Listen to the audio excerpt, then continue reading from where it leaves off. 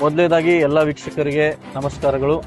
ನಾಳೆ ದಿನ ತಮ್ಮೆಲ್ಲರಿಗೂ ಗೊತ್ತಿರೋ ಹಾಗೆ ನಮ್ಮ ಕರ್ನಾಟಕ ರಾಜ್ಯದ ನೆಚ್ಚಿನ ನಾಯಕರು ಹಾಗೂ ಕಾಂಗ್ರೆಸ್ ಪಕ್ಷದ ನಿಷ್ಠಾವಂತ ಕಾರ್ಯಕರ್ತರು ಹಾಗೂ ಕಾಂಗ್ರೆಸ್ ಪಕ್ಷದ ಸದ್ಯದ ಅಧ್ಯಕ್ಷರಾದಂಥ ಸನ್ಮಾನ್ಯ ಶ್ರೀ ಡಿ.ಕೆ. ಶಿವಕುಮಾರ್ ಸಾಹೇಬರು ಕರ್ನಾಟಕ ರಾಜ್ಯದ ಮುಖ್ಯಮಂತ್ರಿಯಾಗಿ ನಾಳೆ ಶಪಥ ಏನು ತಗೊಳ್ತಾ ಇದ್ದಾರೆ, ಅದರ ನಿಮಿತ್ತವಾಗಿ ನಾವು ಬೆಳಗಾವಿ ಲೋಕಸಭೆ ವತಿಯಿಂದ ಹಾಗೂ ಬೆಳಗಾವಿ ಲೋಕಸಭೆಯ ಕಾಂಗ್ರೆಸ್ ಪಕ್ಷದ ಎಲ್ಲ ಕಾರ್ಯಕರ್ತರು ಹಾಗೂ ಎಲ್ಲ ನಮ್ಮ ಮುಖಂಡರ ಸಮ್ಮುಖದಲ್ಲಿ ನಾಳೆ ಕಾಂಗ್ರೆಸ್ ಭವನದಲ್ಲಿ ಒಂದು ದೊಡ್ಡದಾದಂತಹ LED ಸ್ಕ್ರೀನ್ ಅನ್ನ ಅಳವಡಿಸಿ ಇಡೀ ಬೆಳಗಾವಿ ಗ್ರಾಮೀಣ ಜಿಲ್ಲೆ ಹಾಗೂ ಬೆಳಗಾವಿ ನಗರಕ್ಕೆ ಒಂದು ಡಿ.ಕೆ. ಶಿವಕುಮಾರ್ ಸಾಹೇಬರ ನೇತೃತ್ವದಲ್ಲಿ ನಾಳೆ ದಿನದಿಂದ ಹೊಸ ಅಧ್ಯಾಯವನ್ನು ಇಡೀ ಕರ್ನಾಟಕ ರಾಜ್ಯದಲ್ಲಿ ಒಂದು ಪ್ರಾರಂಭವಾಗಲಿದೆ.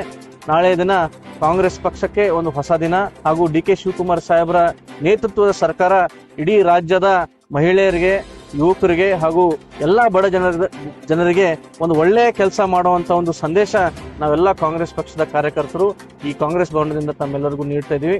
ನಾ ಎಲ್ಲ ಯುವಕರಲ್ಲಿ, ಕಾರ್ಯಕರ್ತರಲ್ಲಿ, ಪಕ್ಷದ ಮುಖಂಡರಲ್ಲಿ ಹಾಗೂ ಸರ್ವಸಾಮಾನ್ಯ ಜನರಲ್ಲಿ ಇಷ್ಟೇ ವಿನಂತಿ ಮಾಡ್ತೀನಿ, ನಮ್ಮ ಜೊತೆ ತಾವೆಲ್ಲರೂ ಕೂಡ ನಾಳೆ ಕೈ ಜೋಡಿಸಿ ನಮ್ಮ ಈ ಕಾರ್ಯಕ್ರಮಕ್ಕೆ ತಾವೆಲ್ಲರೂ ಕೂಡ ಆಗಮನಿಸಬೇಕಂತ ಹೇಳಿ ತಮ್ಮೆಲ್ಲರಲ್ಲಿ ವಿನಂತಿ ಮಾಡ್ತೀನಿ.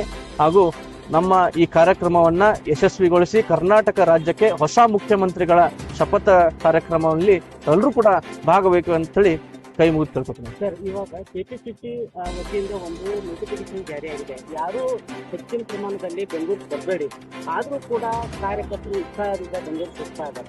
ಇಂಥದ್ದೊಂದು ಕಾರ್ಯಕ್ರಮಗಳಿಗೆ ನೀವು ಆಯೋಜನೆ ಏನ್ ಹೇಳ್ತೀರಿ ಕಾರ್ಯಕರ್ತರಿಗೆ? ಹೌದು, ಕೆಪಿಸಿಸಿ ವತಿಯಿಂದ ಒಂದು ಏನು ಇದು ಜಾರಿಯಾಗಿದೆ, ಅದರಲ್ಲಿ ಅವರು ಅಧ್ಯಕ್ಷರ ರಿಕ್ವೆಸ್ಟ್ ಮೇರೆಗಾಗಿ ಯಾರು ಕೂಡ ಬೆಂಗಳೂರಿಗೆ ಬರಬಾರ್ದಂತ ಹೇಳಿದ ತಕ್ಷಣ ನಾವೆಲ್ಲ ಬೆಳಗಾವಿ ಜಿಲ್ಲೆಯ ಮುಖಂಡರು ಹಾಗೂ ನಮ್ಮ ಇಲ್ಲಿಯ ಸ್ಥಳೀಯ ಮುಖಂಡರಾದಂತ ಯುವರಾಜಣ್ಣ ಕದಂ ಅವರಾಗಿರ್ಬೋದು, ನಮ್ಮ ಜಿಲ್ಲೆಯ ಉಸ್ತುವಾರಿ ಸಚಿವರು, ನಮ್ಮ ಜಿಲ್ಲೆಯ ಅಧ್ಯಕ್ಷರು, ಎಲ್ಲರ ಸಮ್ಮುಖದಲ್ಲಿ, ಎಲ್ಲರ ನಾಯಕತ್ವದಲ್ಲಿ ಬೆಳಗಾವಿ ಕಾಂಗ್ರೆಸ್ ಕಾರ್ಯಕರ್ತರು ಏನಪ್ಪಾ ಇಲ್ಲೇ ವಿಜೃಂಭಣೆಯಿಂದ ಆಚರಿಸಬೇಕಂತ ಹೇಳಿ ನಾವೆಲ್ಲರೂ ಕೂಡ ನಿರ್ಣಯ ತಗೊಂಡ ನಂತರ ಇವತ್ತು ಒಂದು ದೊಡ್ಡದಾದಂತ ಇಲ್ಲಿ ಒಂದು LED ಸ್ಕ್ರೀನ್ ಅನ್ನು ಅಳವಡಿಸಿ ನಾಳೆ ಬರುವಂತ ಪ್ರತಿಯೊಬ್ಬ ಕಾರ್ಯಕರ್ತರಿಗೂ ಕೂಡ ಅವರದೇ ಆದಂತ ಒಂದು ಸನ್ಮಾನ ರೀತಿಯಲ್ಲಿ ಈ ಕಾರ್ಯಕ್ರಮ ಇಲ್ಲಿ ನಾವು ಮಾಡ್ತೀವಿ.